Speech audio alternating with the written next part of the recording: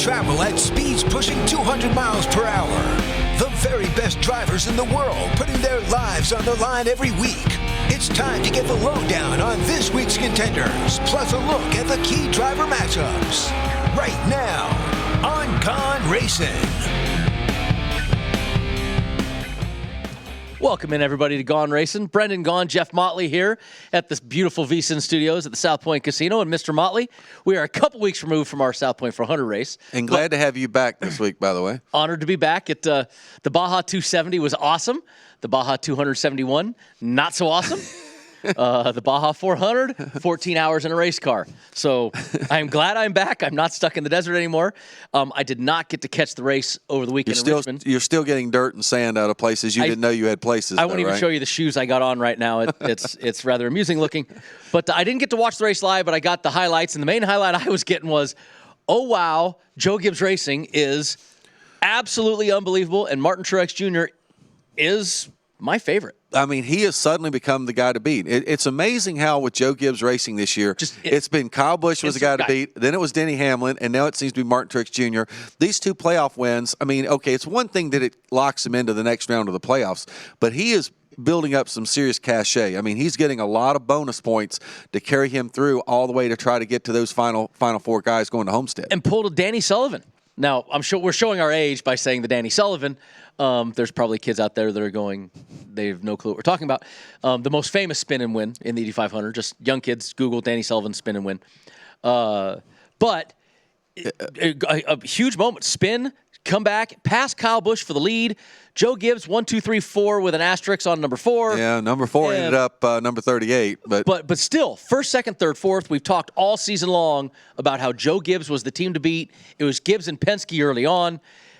Gibbs has maintained that dominance. And like you said, it doesn't matter if it's been Denny Hamlin, Kyle Busch, Truex, even Eric Jones. Eric's had his moments. Now, Eric's probably in big trouble right now at the playoffs after the DQ at Richmond. But, you know, it's interesting. I mean, you kind of talk about, you know, the spin to win, Martin Truex. You know, Kevin Harvick had a really strong car for a good portion of the night. And it seemed like over about the last 100 laps of the race or so, maybe 125 laps of the race, Martin Truex Jr. and that entire Gibbs crew, they just kind of took over. And you know, Harvick ended up not having even that great of a finish. I mean, it was respectable, but it was not where I'm sure he wanted to be. And you know, right now, you know, Kevin and Rodney Childers, his crew chief, they're kind of scratching their heads a little bit. You know, it's one race, dude. Well, come on. No, it's not one race though. It was also Las Vegas too. And I think you saw the comments that they made this week. They're really scratching their heads on why do they feel like they're so far behind these Gibbs cars. And, you know, I don't know how far off Eric Jones's car was to be declared illegal. But for Gibbs to go 1 through 4, it is kind of odd that one car would get DQ'd and the other 3 would be fine. But you think he might have hit something? Well, that's very possible. But I guess my whole point is to have 4 cars that were that dominant. And look, probably whatever was wrong with Eric Jones probably was not that much of a competitive advantage, but it still broke the rules.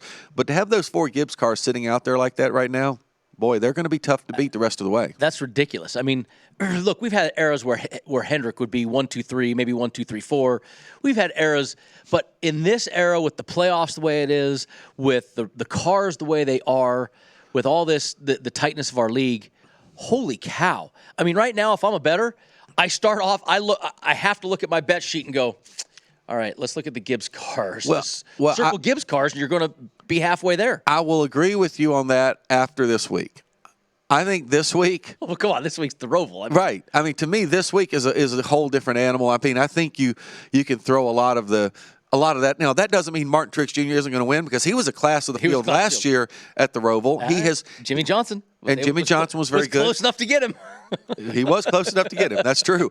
But I think what we've seen with Truex, I mean, we've seen him win at Sonoma. We've seen him go to Watkins Glen and finish second, but give Chase Elliott all he wanted for the last 2 years.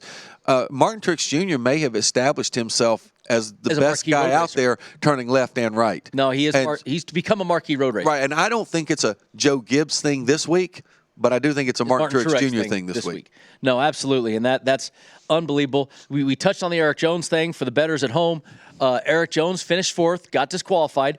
So in the playoff standings, he is in trouble. He is 16th, 45 points out of the cut line, and he was definitely one of those that I had inked in earlier to be a guy that we thought would be there, and his numbers have plummeted from a 20-1 for the championships to 200-1 for the championship. You know, when you go from a 4th place finish to a 38th place finish, and you lose all, and he lost his stage points.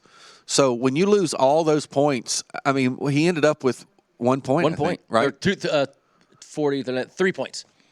Did he get stage points? No, you only get stage points. 38th is 3 points. I thought they were doing okay. 40th is 1 point. Either way, he got the least amount of points of anybody in the race. Yeah. And when you're in the playoffs, that means you got to win.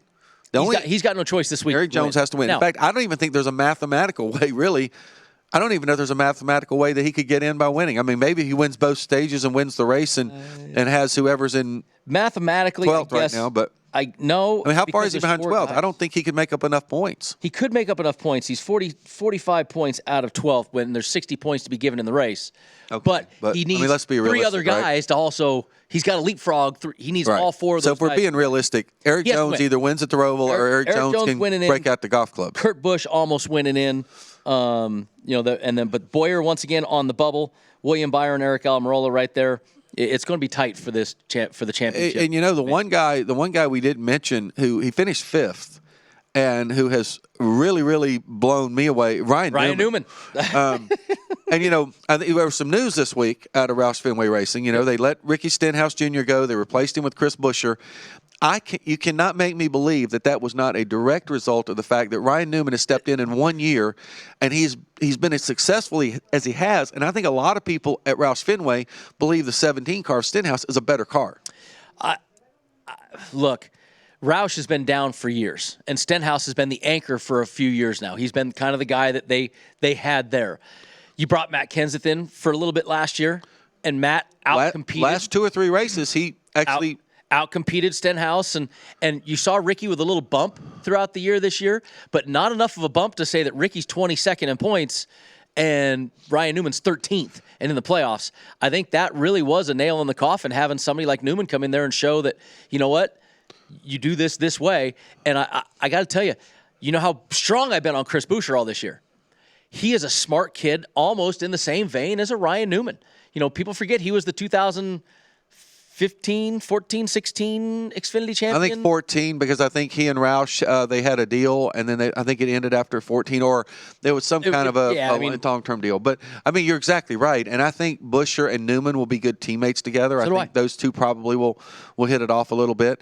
And you're right. I mean, look, Ryan Newman, he was lucky almost to get into the playoffs. I mean, he had to barely hold off Daniel Suarez at Indianapolis to get there. And now he's actually sitting in really good shape to move along to the next round. I think he's going to make the next round. He has to have a really bad day, and a bunch of guys have to have good days. And Newman doesn't have those. Newman is the guy that we've talked all year.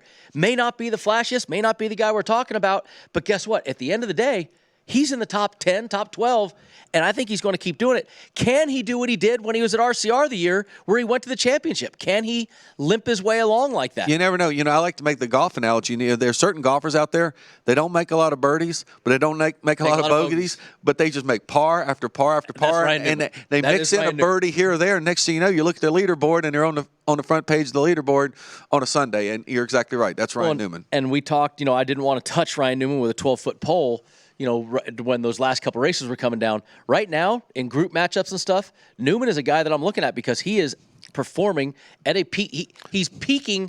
I'm going to say peak in the word of that team is peaking. Yeah, I will say from personal experience, having picked Daniel Suarez last week and saw him finish 7th in the race and not win his group, it was very disappointing for those of us who actually picked Daniel Suarez to win his group. Because wasn't disappointing for me. Oh, well, there you go. But I mean, no, I think, you know, Ryan Newman is kind of the unsung guy that's really not being talked about. But all he's kind of said is, okay, I've got to work my way through these first 3 races to make it into the final 12. And you know what? He's going to get into those next 3 races, because I really do believe he's going to get in. And he's just going to see, all right, how do I figure this out? How do I find a way to get the final 8? You know, he just keeps plugging away and finding a way. And I think he's kind of one of those guys you talk about that when you're looking at betting groups and you look at betting driver matchups and things like that, you got to take a long look at Ryan Newman, because the guy just keeps on keeping on. He's not going to give me the top 3. He's not going to, you know, and he's not in many head-to-head matchups, unfortunately, because I think he'd be great in head-to-heads. But when you get him in the groups, you know, he's a guy that you got to keep your eye on, because he just sneaky gets up there. I mean, it's no question. No question. All right, so This week, though, we have the ROVAL, Bank of America ROVAL 400. I still hate the name. Sorry. I love you, Marcus Smith. What would you call it? Because you got to differentiate between running on the super Charlotte Speedway. Road Course. That's boring. That's boring. Come on, Brendan. That's boring. ROVAL. It's a road. It's a road course and an oval. It's a ROVAL. What's wrong with ROVAL? And to get off subject of betting, and to say that you're the only one. They've been doing it at Daytona 50 years. But not in NASCAR. They run the whatever it's called, the Rolex 24 or whatever. Just personal issues with names and things, so we don't need to go there. But you know what? When people say the ROVAL, everybody knows what it is and where it is. So you know what? The name stuck. The name stuck, though. Yeah, okay, sure. The name stuck. Okay, Here's dog Spot. whistle. Okay. Here's Spot. Give us your dog whistle. Oh, man, this show. We definitely get off track when we get off track, don't we? So we got the ROVAL this weekend. When we come back, we'll do a little bit of talking. I think there's a guy we're going to talk a little bit about that has a really good odd to win the race. But we will talk about those things and more when we come back on Gaughan Racin'. This is Gaughan Racin', the weekly NASCAR show that gets you ready for this week's big race and more. You can listen to VSiN on SiriusXM Channel 204. Watch us online at vsin.com and follow us on Twitter at VSiN Live. If you didn't catch VSiN last week, here's some of what you missed. How much in the terms of momentum or legs does the 18-game, 16 per player maximum have? I can't imagine that Tom Brady's going to miss 2 games. I just can't fathom that you have a starting quarterback and you got to rest him for 2 games. And what that would look like is everybody would rest their quarterbacks first 2 weeks of the season and then play the rest of the year. I mean, why I'm not or maybe rest them in week 17 when the game doesn't matter if you think you can get there. But it's either early or late, but you can't rest them in October or November. There's too much at stake. So is that shaded a little bit shorter considering there's a lot of smart minds behind the Cornhuskers this year? Well, let me give all the credit for all this college football stuff to Ed Salmons, our senior college football guy here at the Superbook. And I know Ed and I both really like Nebraska this season. Talk about a team that, as bad as they started, they closed out so well at the end of last year, and that's such a mark of a great coach. And Scott Frost did such a great job with Central Florida, and he really had that team turned around by the end of last season. I don't see any reason why Nebraska won't win the Big Ten. I think it's called the Big Ten West. You know, you got Zeke. You can't get into a 7-man box down there because they'll run it down your throat. So obviously, you know, it's got to come off the passing game or some other way. Do they have an answer for it down there? Yeah, Michael, they really, they really struggled, as you mentioned, with that. Some great numbers that you just threw out there. And, you know, you're absolutely right. They missed a really point of attack blocker. You know, their tight end, they used to have a combination. Even old man Jason Witten, and then, you know, James Hanna. When they had James Hanna, and then James Hanna retired, you know, James Hanna was kind of a stunt man. He's like, okay, you know, they take the actor out, they put the stunt man in, and, you know, he does all the dirty work. And they missed a guy like that. They didn't have that ability to really control the point of attack. I mean, what was your low? How bummed were you at that moment? Were you just super dejected, or were you okay with it? You know, it's a funny story. So when right after the taping finished, and I kind of had to go sign my forms to collect my second place money, one of the producers came up to me and she gave me a hug, and she actually started crying because she said she had never seen anyone play the game so beautifully before, and I had to like kind of pat her on the back and comfort her. That's amazing. The experience was ending. Wow. But you know, I mean, I would say like it was kind of a bittersweet moment. Obviously, I wasn't happy to lose, but at the same time, you know, it was getting a little stressful going back there every week, and you know, I was kind of like I had put this achievement, checked it off the bucket list. Defensively, this is a good football team. And Fangio will make them. They'll create some turnovers with his pressure and his way to, you know, you got Von Miller on one side and Bradley Chubb on the other. You know, that's going to be, and then you're playing an altitude up there. Look, they're 6-10 last year, and you and I watched it repeatedly at the Oceans, right?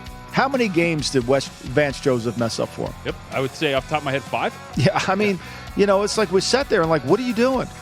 You know, and I think I think if they just don't lose games, Belichick talks about this all the time. We have to avoid losing before we can win.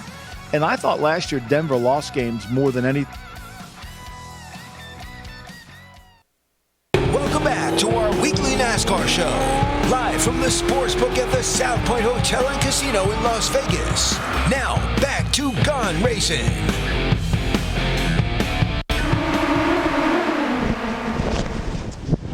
Alrighty, gang. Welcome back on Racing. This is what we call the pole position. Jeff Motley and Brendan Gaughan talking Bank of America ROVAL 400. Here's spot 400. Say that one more time. What's the name of that racetrack? The Here Spot 400. Oh, come on now. First, I want to start. We normally don't talk about the wins as much. We kind of glance over it, but there's a couple things that are kind of exciting in this win side to win this race on the odds. We start with, as usual, a Joe Gibbs team as the favorite. Martin Truex Jr. this time, a huge favorite, plus 275. Kyle Busch coming in at a distant second at 5-1. Now, Kyle Busch at 5-1. Any other week, Motley, we're sitting there going, oh my God. Jump all over it. Yeah, jump all over that. Chase Elliott, remember, Chase Elliott's won the last couple Watkins Glen. He's proved that he's got some chops on road courses. Chase Elliott, Kyle Larson, Brad Keselowski, and Denny Hamlin, all at 8-1. You got Kevin and Joey, 15. Clint Boyer, Eric Jones, Ryan Blaney, and Kurt Busch all down there at 20s. And then I'm going to make a pause at the next guy, standing all alone at 30-1. Jimmy Johnson. Now, you laugh at me this year a lot of times when I try to stay on the Jimmy bandwagon longer than others. I'm not laughing this week, though. Remember the famous finish last year? Probably one of the most exciting finishes in NASCAR that I can ever remember. Yeah, you're exactly right. Now, people have to kind of backtrack for a second and realize we had a big old crash a little bit before that when it all went down into turn one on a restart. And nobody turned left. And nobody turned left. So it wasn't as if Martin Truex Jr. and Jimmy Johnson dominated the race. However, they were very good all day long. And when you came to the finish line, Jimmy went for broke.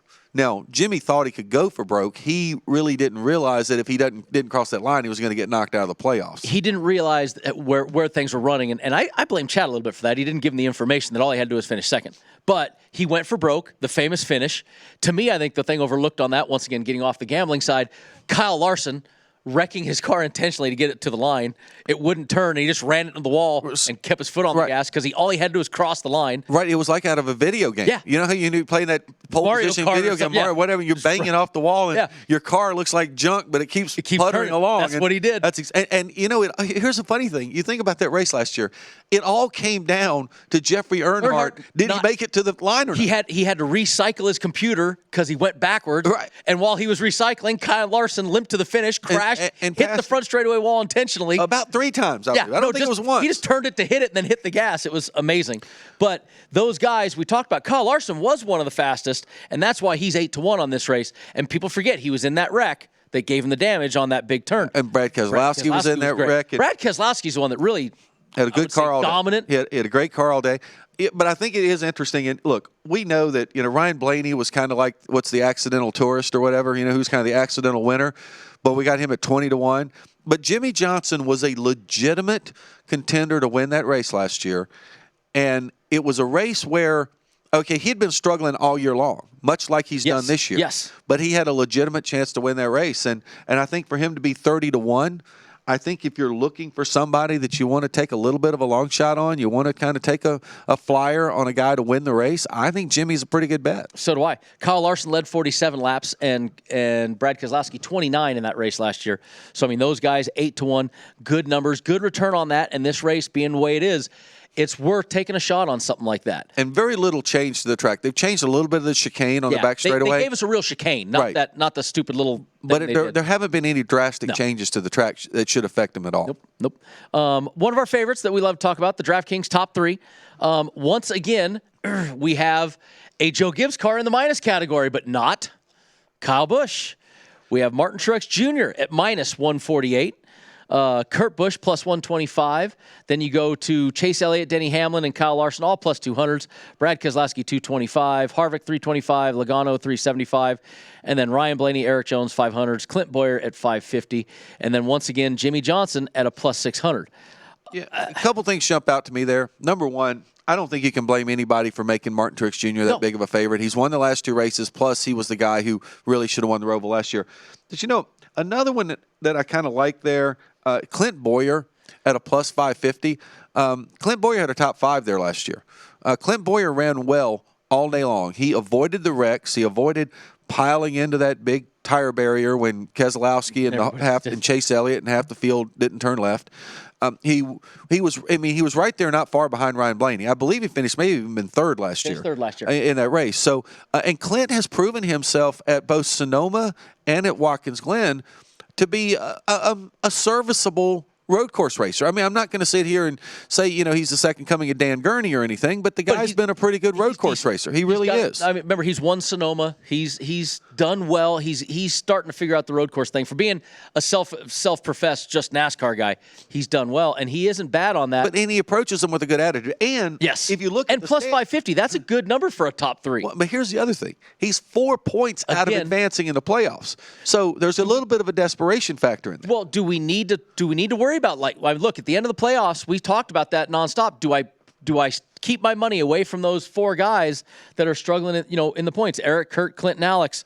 Do I keep my money off of them, or do I put my money on them? For me, I think Clint Boyer of that group we're talking Eric Almirola, William Byron, Alex Bowman, Clint Boyer, Kurt and Eric are winning right. the Kurt other way. and Eric are going to have to throw caution to the wind. And you know what? They could finish in the top 3, or they could finish outside the top 20. Because if they're struggling early in the race, or if they're struggling, they're just throwing caution. Then they're going to have to throw the whole kitchen sink at it and do some kind of a different strategy in order to get up there. Now, you get the 2 guys that are right there on the edge. Alex Bowman is 2 points out. Clint Boyer's 4 points out. A little bit different for those guys. There's stage points, everything else included. And Almirola is only 3 points to the good on that. So if you name me those 4 guys, I'm going to look and say Clint and Boyer. William Byron's only 2 to the good. Yeah. So you got a lot of guys close right there. I'm looking at Clint Boyer, like you said. I like that bet. I don't mind that bet, and I think that's a decent one to look at. Yeah, and I just think he has shown his mettle on these road courses, and he even proved it last year on the ROVAL. Yeah. No, there's some good numbers in those top 3 right now. Good returns on them too. I mean, a decent number in there, 2-1 even. I mean, hell, Denny Hamlin at 2-1 is he's pretty darn strong anywhere you go. But I like some of those numbers in the top 3. There's our buddy Ryan Newman, 20-1. Would it shock you if Ryan Newman ended up in the top 3? It wouldn't shock me, but I see him being top 10, top 5 like we talked. Top 3 is a little stretch for me. But, hell, even Matt DiBenedetto has proved how good he is at a lot of places lately. And he's been a good road course racer. He's done a great job. Car and all that stuff. So, I mean, even he's got a decent number on that. I wouldn't be afraid of Matt DiBenedetto. I think if anybody's listening to us, what they really are picking up on is that if you're going to have a week where you want to take some flyers on some long shots, this is one of those great week to do it. This may be the hardest week to handicap, even more so than Daytona and Talladega. Ooh. You're not dogging me for Talladega. Not dogging you for it. I think those races are hard to handicap. They are. They're very hard. And I think this one may be harder. So we head into the matchups. This week, guys, matchups, remember, we're doing this on a Thursday, so it's very early for us to give some of these matchup numbers. But right off the bat, the first one that I've circled that I don't care, I got to jump on this. Kyle Busch is a head-to-head plus number. He is plus 130 to Martin Truex's minus 150. I understand. Martin won the race. Martin was good last year. But we just talked. Kyle Larson is who dominated that race. It was not Martin Truex Jr. Martin Truex missed that wreck, and was able to get in the last wreck. So he only led 5 laps. So you think because Kyle Busch is a plus 130, you want to jump all over him here? Yeah. It's Kyle Busch on a plus line in a head-to-head. It's one-on-one, mano-a-mano. Let me ask you this, too. I believe, is the ROVAL not the only course on the circuit that Kyle Busch hasn't won on? I believe that's right. Do you know then there's got to be extra motivation? You know how Kyle is. You know how Kyle is. And he's had 2 bad races where he is mad. Well, he didn't run bad last week. He finished second last week. Yeah, but he was pissed off. and he's always mad if he doesn't win. Good point. And I'm not dogging him for that because you know what? It's what makes him good. It makes him a competitor. He's mad and you know what? He didn't have a bad car in Vegas. It just like everything that could go wrong did go wrong. A head-to-head matchup, Kyle Busch on a plus line. Have we seen that all year? I can't remember when we have. We'd have to go back through the archives to find any plus line on Kyle Busch on a head-to-head matchup. Plus 130, where Martin Truex led 5 laps. It wasn't like he was the dominant car. I like that right there. The rest of them on the first page are mostly minus 110s across the board. Nothing really that exciting. You get down to a Joey Logano, Kevin Harvick, plus 105, minus 125 for Kevin. I'm Jeff, with you. there's not a whole lot exciting on that No, page. the Kyle Busch one is intriguing. It's very intriguing, and I agree with you. But you're right. The rest of that page, and again, that's why we don't talk a lot about head-to-head matchups. Sometimes, because it's so early sometimes for we us. get some It's good so ones. early for us. And I think when we look at page 2, I mean, we're going to see a little bit better lines over and there. There's another one on page 2, right? Jumps right off the bat if you're watching on the VSiN network that jumps out at me, which is the Clint Boyer Kevin Harvick, a plus 130 for Clint, minus 150 to Kevin. You just said that a second ago about Clint Boyer being a pretty good road racer. And he's also on a plus 120 against Joey Logano. And I like that even better. Right. I think Clint and I mean Joey, Joey's done some good road course racing, but the ROVAL is kind of a different animal. I think things about the ROVAL. Number one, if you ran well last year, you're going to go into it with some confidence this year. And Clint has now decided to embrace the road courses. So he goes into it with a good frame of mind, a good attitude. And I think that's very important when you're on these road courses or street courses or whatever you want to call them. If you don't have a good attitude going into it, half the battle is lost already. Who are you talking about? Richmond? I mean, you know me. I mean, that is 100% true. I talk about that all the time. And Clint Boyer in a head-to-head on – just him and Joey, that's a great number for him, plus 120. You think about back in your days when you were running the truck series. Did you not show up at Texas every time you would go to Texas and you would say, I'm the guy to beat? No, I walked in there with a different attitude, with a different swagger. And right now, Martin Truex, he's going in there, but he doesn't have the different swagger. He won, but I'm not saying he's walking in there with a different swagger. If I'm Kyle Larson, I'm walking in there with a swagger. I dominated that race last year. But I think if you're Martin Truex Jr., though, you're going in there and you're saying, you know what? I'm the man. I'm the man right now. I'm the man right now. And somebody's got to find a way to beat me. If I've got a Joe Gibbs Toyota underneath me, I walk into the track going, I'm the man. I mean, pretty much. All right. We got group matchups, some of our favorite stuff that we like to talk about. Got something you like there? Yeah, I was just I'm lost in thought as I go to it because Group A, Martin Truex, once again, a lot of love for Martin Truex all over the place. Plus 170, Kyle Busch plus 275, Chase Elliott plus 325, Kyle Larson plus 325. Well, and before we get too deep into that, Brendan, you know what I think is really crazy? Look at Group B. Group B could be Group A any week. Group B, Brad Keselowski, Denny Hamlin, Kevin Harvick, Joey Logano. That's amazing to me that all those guys are in Group B, and you see some really big numbers on them. But to see, Chase Elliott, Kyle Larson, and you talked about the fact that Kyle Larson dominated that race. Kyle Larson is hungry for a win, and he's sitting there in Group A at a plus 325. That's a pretty stout number. And I just talked about the guy that dominated the race last year, Jeff, was Kyle Larson.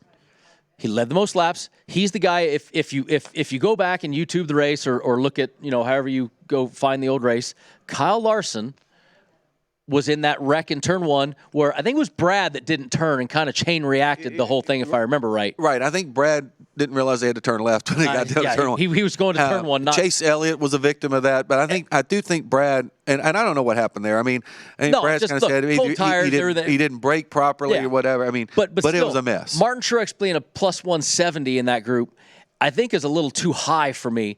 The problem is it's still a stout group with Martin, Kyle, Chase, and Larson.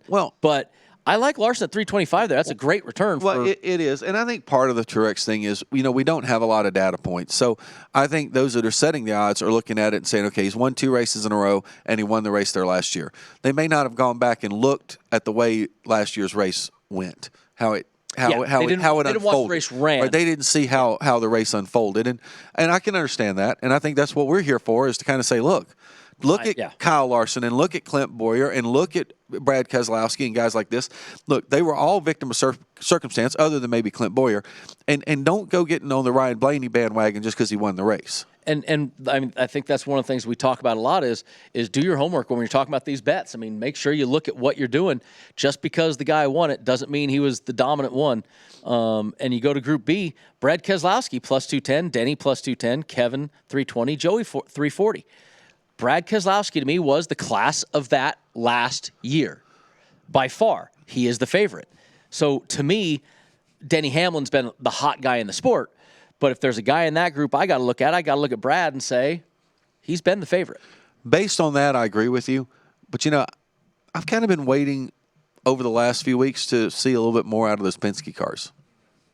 We've been waiting a while to see that come out of the Penske cars again. They started the season the hottest thing in the like a house of fire in the Yeah, I mean, them and Gibbs. We talked, what was it, the first 13 races were won by... I think Brad won in Atlanta week 2, and then Joey won in Las Vegas. In week 3. I'm not even really I think sure it was what was 13 in a row. That's Penske or Gibbs to start the season. Right, but there was a few Penske wins in there, not just those two, and we've kind of really seen them kind of go quieter. How's that? Fair enough. All right, so we've done the Group A and Group B, but we still got more groups and our favorite groups coming up. And when we come back on Gaughan Racing, we'll dig into those a little bit deeper. This is Gaughan Racing, the weekly NASCAR show that gets you ready for this week's big race and more. You can listen to VSiN on SiriusXM Channel 204. Watch us online at vsin.com and follow us on Twitter at VSiN Live.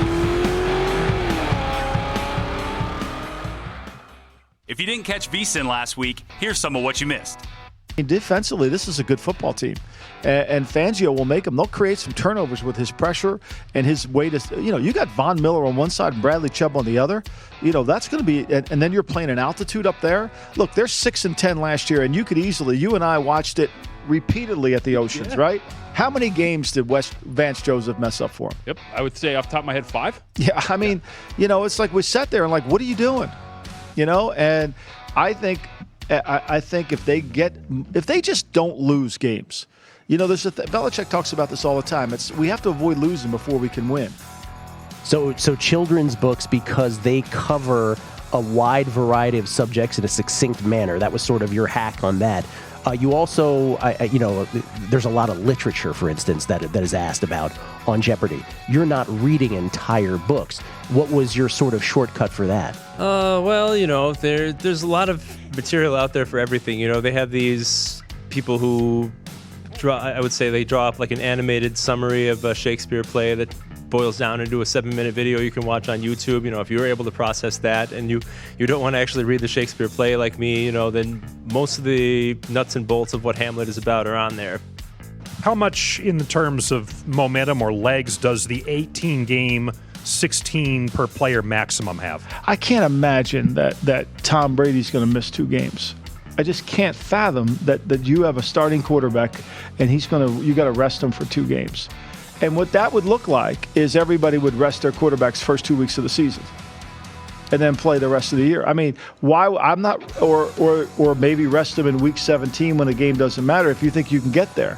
But it's either early or late, but you can't rest them in October or November. There's too much at stake. You got Zeke. You can't get into a 7-man box down there because they'll run it down your throat. So obviously, it's got to come off the passing game or some other way. Do they have an answer for it down there? Yeah, Michael, they really, they really struggled, as you mentioned, with that. Some great numbers that you just threw out there, and you're absolutely right. They missed a really point of attack blocker. They're tight end. They used to have a combination, even old man Jason Witten, and then James Hanna. When they had James Hanna, and then James Hanna retired. James Hanna was kind of a stunt man. He's like, okay, they take the actor out, they put the stunt man in, and he does all the dirty work. And they missed a guy like that. They didn't have that ability to really control the point of attack. Welcome back to our weekly NASCAR show, live from the Sportsbook at the South Point Hotel and Casino in Las Vegas. Now, back to Gaughan Racing.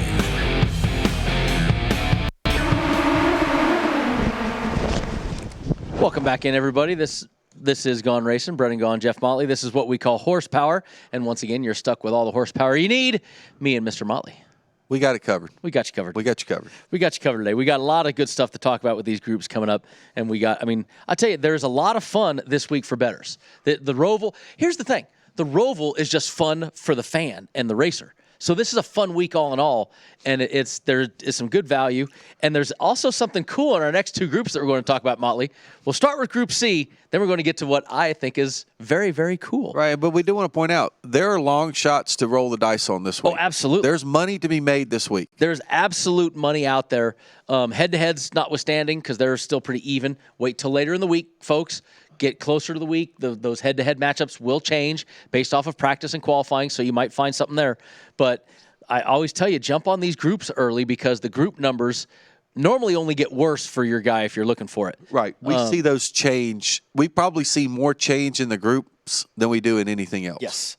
And Group C that we're going to get to next is Clint Boyer at plus 250, Eric Jones and Ryan Blaney and Kurt Busch all at plus 265. So, Clint, there's your favorite. You've talked about him. But not a heavy favorite. Not a heavy favorite. Pretty much a toss-up. And the reigning race winner in Ryan Blaney at plus 265. And a guy who number one, I think is a very underrated road racer who is certainly desperate in Kurt Busch. I mean, Kurt Busch, he really needs to win the race. There's no question he's got to go out and click off top fives in both the first two stages, as well as go out and click off a top five in the race, or he's got no shot to advance. He has a small mathematical chance to do it. Eric Jones, but the two guys that we say are win or go homers, Eric Jones and Kurt Busch, are in this group. Eric Jones, to me, has to win. He's the ultimate winner go home. I mean, let's be real. He ain't making up 45 points. No. And let's talk about Blaney a little bit. He did lead like 16, 18 laps last year. He was good. He was fast. But he was a long way behind Martin Truex Jr. and Jimmy Johnson. Race, yes. At the end. I mean, those two guys really checked out on the field there in that last stage last year. And he was, like I said, he was the accidental tourist. He was the accidental winner. He, I don't care what you call me. I get there first. You call me winner, baby. Wasn't that when Richard Petty won those last Daytona 500? Yeah, because guys crashed or whatever, so that kind of stuff. That was the famous Donnie Allison and Cale Yarborough crash, and Richard Petty ends up winning the race. So, and we've seen that before in other races where the guy running third waits for the first two guys to take each other out. When I'm running third, I'm going, come on, baby, battle it out. And I will tell you, if there's ever a race that when we get to the point that we have in-race betting, the ROVAL's going to be a lot of fun. It's going to be a great race for in-race betting because you can be sitting there, even get into that last stage, and you see a couple guys battling out and say, I'm betting on number three. I'm betting on number three. Oh, no, give me the odds on that guy. And we take a little remiss. Last week, they talked about the Bet Genius was debuting that some of the books in the country were going to have the in-game. We will do our homework in the coming weeks and try to find out how that's been going to give the bettors an update on how the program's working. So we'll check in with our NASCAR folks and see if we can. Or maybe when I'm gone next week, you might have somebody that knows what the heck they're talking about. I'm pretty happy with what we got, but we have to figure something out. Group D. This is the one that we gotta say this has come a long way when I read you this group, folks. Jimmy Johnson, oh how the mighty have fallen, is Group D, and William Byron, another Hendrick car in Group D. But how about Jimmy Johnson plus 220, Ryan Newman plus 260, William Byron plus 285, and Matty D. All the way. I mean, he was Group F. He was the perennial Group F guy. Him and Chris Buescher. Why we called it the Chris Buescher Ron Flatter group for Group F. I don't know. I don't know why it wasn't the BDF group. When you think about it now. It was. I mean, that was what it always was. And Matt DiBenedetto, the dog in Group D. And honestly, today we've been really high on DiBenedetto, but they put him in the right group because had he been in Group E, I would have made him the odds-on favorite. In Group D, it's a difficult shot because Jimmy Johnson. I agree with you but I think all that is really based on what Jimmy did last year. And don't get me wrong, we've talked about we've only got one set of data points, and that's last year's race, and Jimmy was very strong in that race. Matt DiBenedetto has. When I talked about Kurt Busch, and Matt DiBenedetto hasn't run as many races, obviously, as Kurt Busch has, but I think Matt DiBenedetto is a guy who we've seen on road courses show his mettle. Absolutely. And he has been a good road course racer, and he kind of grew up there, in Northern California, had going to Sonoma, when he was younger and things like that. And I think he's a guy that's going to look at the ROVAL as an opportunity, not an obstacle. No, he's looking at every race as an opportunity. And Ann, by the way, is really jealous of the way that you say DiBenedetto's name so quickly and so well, because she loves saying Matt DiBenedetto. We say it very she's jealous. I'll be surprised if she doesn't pick him just because she likes to say his name. That's why she did it a couple weeks, and she didn't do it the week that I took the lead in our standings. But she should, or she might have picked him, but probably didn't have all the odds. She probably picked him like a head-to-head or a group or something. And you're the one that picked him to finish top three at Bristol. That was big. And I nailed it. But in this race, we talked Ryan Newman in Group D. Ryan Newman is that guy that look, Jimmy was a victim of the same thing where he didn't dominate like Kyle Larson and Brad Keselowski did. He made it through that wreck, had that great last stage. But Newman, we've talked about it, pretty darn slow and steady, man. I look at Newman a little bit there and say, that's a good group for me with Newman. I mean, I really do think that that's a great shot for Newman in that. Well, you know, there's an old saying, slow and steady wins the race. That's I don't Newman. necessarily know if it's going to win, but it's slow and steady could win Group D. Slow and steady gets you in advance in the playoffs, at least for one round of the playoffs and maybe for two. Slow and steady can get you a Group D win. That's what I'm saying. Our last groups, we got Group E. And once again, kind of exciting how far Chris Buescher has come in the group matchups. But Eric Almirola plus 230, Chris Buescher, Michael McDowell plus 250, Paul Menard plus 325. For those that are playing at home, Michael McDowell is in a group right now because Michael McDowell is a hell of a road racer. Is it enough to say he can beat Paul Menard, who is also a hell of a road racer? Well, and I think we look at that entire Group E and we see guys who know how to handle a race car. Yes. And I think that's going to make that a very, very tough group. I mean, I think you really probably can see those guys, and I think they're all pretty even. So I think if you're looking at a group that you want to take a flyer on, there's a great opportunity to take a flyer on Paul Menard, because with that group being so even, yet he's at plus 325, and the favorite, Eric Almirola, is at plus 230. I mean, that's one to – when we were talking about how there's value out there, there's some opportunities to win some money on some long shots. There's one of your big opportunities. It's a great opportunity and right Paul there. was in that wreck. He was running in the top 5 when that big Turn 1 accident happened last year. So he was running really strong. I'm not saying dominant, but he was running very strong. No, but that doesn't – all he's got to do is beat Chris Buescher, Michael McDowell, and Eric Almirola to win you some money. So that's one of those big numbers right there. Group E with Paul Menard, I think, is one that we could look at and say, ooh, there's a good return on a number, and it's a good using your head sort of a bet. Right.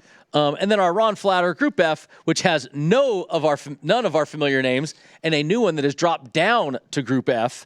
David Reagan plus 260, Ryan Preece plus 260, Austin Dillon plus 260, and Ty Dillon 265. We have a head-to-head matchup with the brothers. Austin, you know how much I love the Dillon boys and the Childers family. They are very close to me. So, I mean, for me, some days it's hard to separate heart and head. Austin does not do well at road courses yet. No, he hasn't. He's struggled. And, you know, when I look at that group right there, I see 4 guys that not only can you throw a blanket over them based on how you think they're going to finish, but look at their odds. I mean, you got 3 guys at plus 260 and one at plus 265. There's very little value in there. There's very little edge. Yeah, to that one. I mean, that's almost a pick 'em at plus 260, for the 4 guys. I mean, that's it to me. We used to tell people that sometimes look at things like Group E and Group F, and that's a place where you might be able to steal something a little bit because it doesn't get as much attention. This week, honestly, I definitely don't look at Group F as somewhere that you're going to steal something. No, I don't think you're going to steal a lot of money, but what I do see, and this is going back to personal knowledge and looking at the numbers, David Reagan actually would have won that group last year with a 16th place finish, and Ty Dillon was 22nd. But Ty Dillon... Ryan Preece wasn't even in the race. Wasn't in the race. Ty Dillon, Austin Dillon was second last. Poor Austin. But Ty Dillon is actually a pretty... doesn't get a lot of credit for his road course ability, but he's a pretty good road racer. I like Ty in that if I'm looking somewhere... David has not performed like we thought he would once he announced his retirement. I thought we might see a little bit of a bump, so to speak. But Ty Dillon has, if I'm giving an edge to somebody in that, it's Ty. And I'm okay with that. And he's a long shot, albeit a very small long shot. Again, I just think if I'm giving some advice to some bettors, I'm going to say, you know what? Let's look at some of the other groups. Don't look at Group F. I just don't think there's a lot of value to bet Group F. Nope, I don't disagree with you. I can't knock that one. So there are our our 6 group matchups that we like to talk about here on Gaughan Racing. There is some good value in there, like we've talked. There is some good value across the board. And when we come back, we will finish up talking and giving you our picks, and we will talk about the slump, the major. We talked. Can we say slump again? Can we say slump? Can we say slump? Is this a Kevin Harvick slump? It could be I think worse. this is more than a Kevin Harvick slump. Yeah, I mean, we're talking 0 for 10. That's a pretty big slump. Yep. When we come back, we'll tell you who is slumping on Gaughan Racing. This is Gaughan Racing, the weekly NASCAR show that gets you ready for this week's big race and more. You could listen to VSiN on SiriusXM Channel 204. Watch us online at vsin.com and follow us on Twitter at VSiNLive.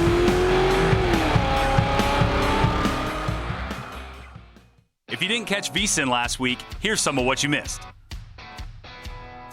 How much in the terms of momentum or legs does the 18-game, 16 per player maximum have? I can't imagine that Tom Brady's going to miss 2 games.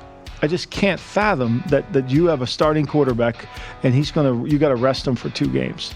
And what that would look like is everybody would rest their quarterbacks first 2 weeks of the season and then play the rest of the year. I mean, why I'm not, or maybe rest them in week 17 when the game doesn't matter if you think you can get there. But it's either early or late, but you can't rest them in October or November. There's too much at stake. So is that shaded a little bit shorter considering there's a lot of smart minds behind the Cornhuskers this year? Well, let me give all the credit for all this college football stuff to Ed Salmons, our senior college football guy here at the Superbook. And I know Ed and I both really like Nebraska this season. Talk about a team that, as bad as they started, they closed out so well at the end of last year. And that's such a mark of a great coach.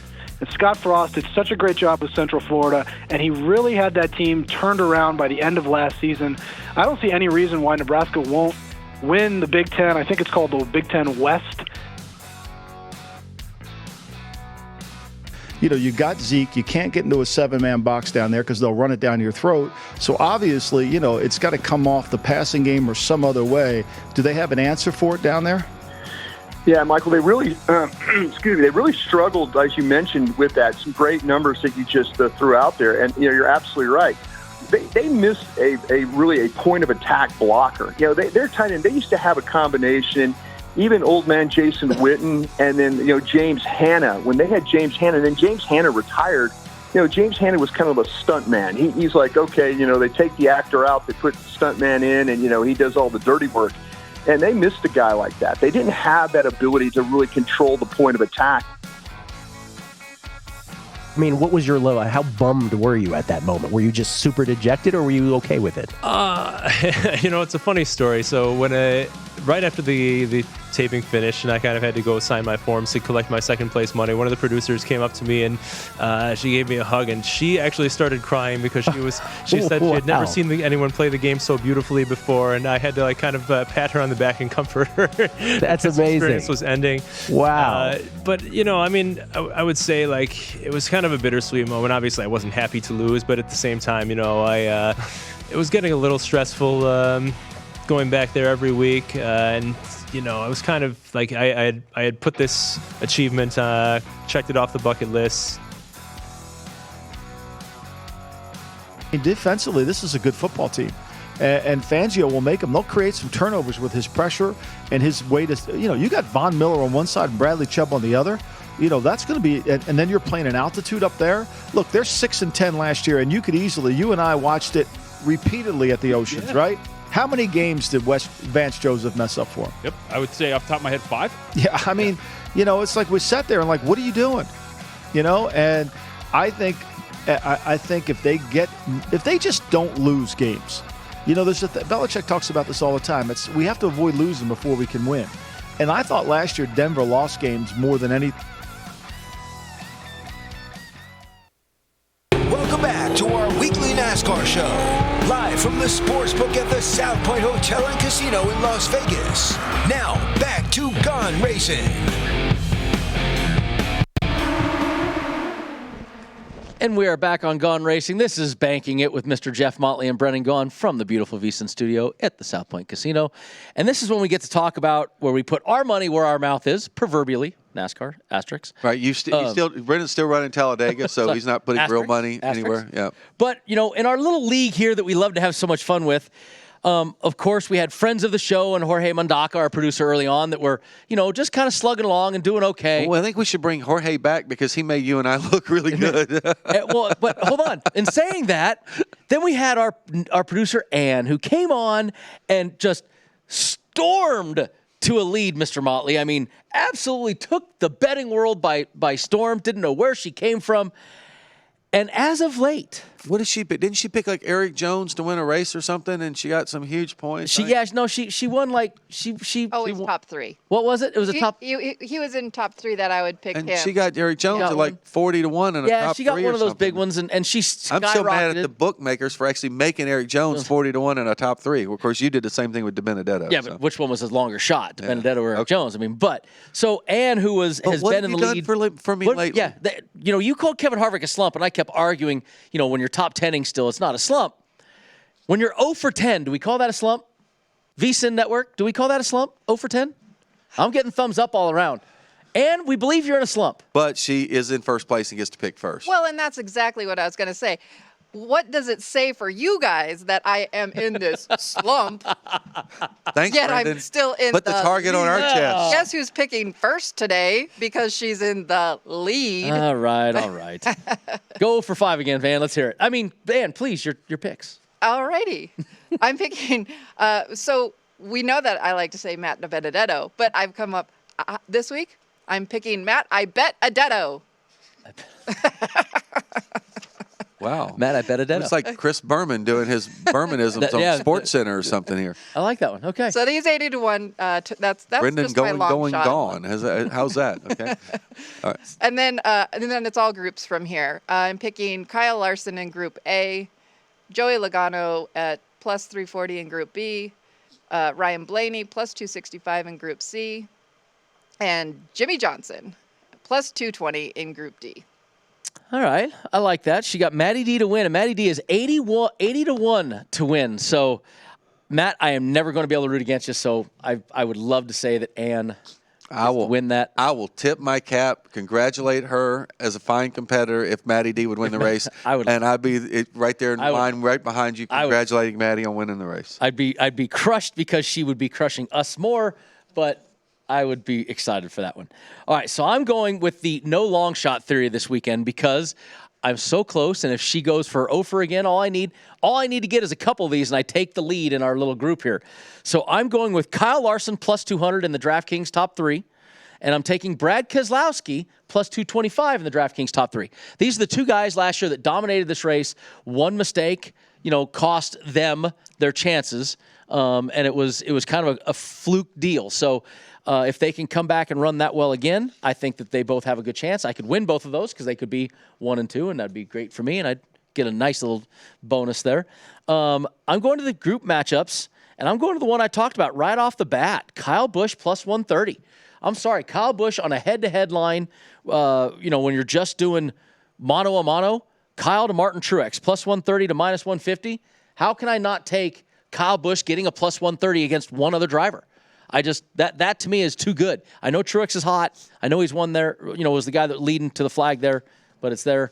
Then I'm going to the group matchups for the last one, and both on our first page. Group A, Kyle Larson at plus 325, and I'm going to go mano-a-mano with Ann here in Group B, and I'm doing Brad Keselowski plus 210 in Group B.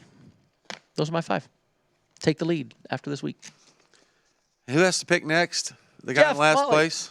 How many are you in the positive still? No, I'm in the positive. Yes, I'm in the positive. But I am in last place because I have not hit one of the long shots. So, as I have said each week, I am going to take a long shot to try to catch up with you guys.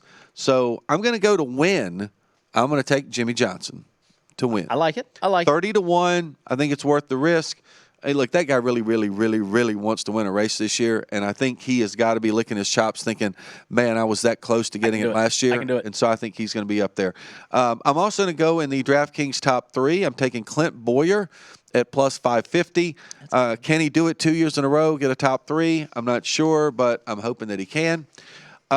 We must be all in sync when it comes to Group A. No one's going to gain or lose on anybody because I also am going with Kyle Larson in Group A. So Ann and Brendan, myself, we have all taken Kyle Larson in Group A, which means go out there and bet one of the other 3. If all 3 of us concur, everybody listening, go and bet one of the other 3. But now, conversely, while Ann took Joey Logano to win Group B, and Brendan, you took Brad Keselowski to win Group B, I'm going Kevin Harvick to win Group B at a plus 320. So while we're all together in Group A, we're going different Group B because I'm going to go Kevin Harvick. And my last pick, I can't believe you didn't pick him, but I'm going with our boy, Matty D. in Group D. I'm going to take Matt DiBenedetto in Group D at a plus 285. I'm not doing that because I just like saying his name, like some people on the show. DiBenedetto or what was it? DiBenedetto. Benedetto or something. She wanted to say. I don't even know. I can't even pronounce the way that Ann pronounced it. Benedetto. So, but I know how to say it. So those are my 5 picks. Come on, Jimmy Johnson. Let's go. Give me that 30-1. Nice return. Let's go. I do like. We're gonna have to pay special attention to that Group B because I think that's the first time all 3 of us have gone into a group. And all 3 of us have chose different in a group. So a Group A might be the first time we've all 3 chosen the same one. No, that's impressive right there. And for those that don't realize that when we pick these, we don't really show each other beforehand. Maybe we talk about it off air, but we did not all say, "Oh, Kyle Larson's a lock." So I think that's pretty amusing that all of us at least feel that way about Kyle. Well, and look, at the end of the day, what we really, really would like to do is we would like to all be right because it shows the bettors we know more about what we're talking about. That does make us look good. But now I just realized I did the worst job of hedging in my life. I have Kyle Larson top 3, Brad Keselowski top 3, Kyle Larson winning his group, and Brad Keselowski winning his group. So I have put all my eggs on 2 drivers' baskets. So I better hope those 2 guys really do well. Well, you picked 3 drivers to finish in the top 3 last week. So that was. What I get? 1 or 2 of them? You got 1 of them. I think you got 1. I got 1. That's it. I think you got 1 of the gift Martin cards. Truex top 3. I think you had Truex top 3. That was one you got because you had Logano and Harvick in the top 3. I think last week. Yeah, I did. I did have Harvick, Logano, and Truex, but I gave it a shot. I mean, come on. If I had all top 3, you'd be looking at me right now saying, "Way to go." I will say that because we have all picked 3 different drivers in Group B, that Karina downstairs and Rob are going to take Denny Hamlin. So they're going again. So the peanut gallery. So the peanut gallery is betting against us right now. Is betting against us. Hey, listen, I can't knock the peanut gallery. That sometimes the peanut gallery gets the win by not picking with the pros. All I know is we've got about 2.5 minutes in this show. So in about 4 minutes from now, I would like to see them walking over to the window right here behind us in the Beeson studio and plunking down some coins. So really cool that we have this show, and I want to talk since we have this little bit of time. Really kind of awesome, and not NASCAR betting related, but this week the South Point booked a bet from a bettor that we all know here at the South Point. His name is Mattress. Mattress came in bet $200,000 on the Astros to win the World Series. Only book in town that would book that. Wow, and I'm thinking the odds are not astronomical because I think they have the best record in all of baseball right now. They're the favorite. But still, I mean, $200,000 bet an action. And people ask, why is it that they get so excited about betting and they talk, why don't we have NASCAR? Nobody's walking in betting $200,000 on a NASCAR race. No, and if for the people that are on social media, they ought to follow Jimmy Vaccaro on social media. He always puts up some of the unbelievable bets that get put down, as well as a national guy, Darren Ravel, who's very into the sports betting, and he does a lot of things like that. But especially Jimmy with what we see down here at the South Point. Jimmy's tweets are hilarious, but he just... But he loves to show his pictures of the betting slips, and you're right. I mean, down here at the South Point, probably some of the best bets that are taken on any kind of sport. We do take the most action, so to speak, for those that don't know. But everybody always says, why is it not more? Why can't we do certain things with NASCAR? That action isn't there. Nobody's walking in on a single bet doing $200,000, and we're putting it up for those on the VSiN stream. There's the dupe ticket of it that Mattress put down, $200,000 to win $700. So I mean, it's a big deal. But those sorts of things are what NASCAR has such an upside. If we keep this show going, if we get these networks to buy into what we're talking about, we could really get this to the next level, and it's getting more and more exciting every week. No, I think you're exactly right, and I think that's what we're trying to get across. And I think we've seen some of the strides that NASCAR has made with some of the things they're going to try to start doing, whether it's the Win Play show and things like that. And I think we also just saw this week, by the way, I think Indiana just became the 7th state to pass sports gaming, or at least mobile sports gambling. And Indianapolis is a big part of racing, whether it's Indy 500 or NASCAR. So I think that's a big shot in the arm for what we're doing. It's getting there. It's pretty awesome. Motley, we won't see you next week. No, I'm going to be playing a little golf in Cabo next week, so a little vacation time for me. Enjoy Cabo. For those of you this weekend, enjoy the Bank of America ROVAL 400, and then you'll be stuck with me, and we'll find somebody next week to put next to me when we join you on Gaughan Racing. Thank you, everybody. This is Gaughan Racing, the weekly NASCAR show that gets you ready for this week's big race and more. You can listen to VSiN on Sirius XM Channel 204, Watch us online at vsin.com and follow us on Twitter at vsinlive. Catch VSiN last week. Here's some of what you missed. How much in the terms of momentum or legs does the 18-game, 16 per player maximum have? I can't imagine that Tom Brady's going to miss 2 games.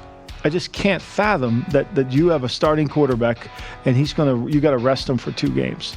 And what that would look like is everybody would rest their quarterbacks first 2 weeks of the season and then play the rest of the year. I mean, why I'm not, or maybe rest them in week 17 when the game doesn't matter if you think you can get there.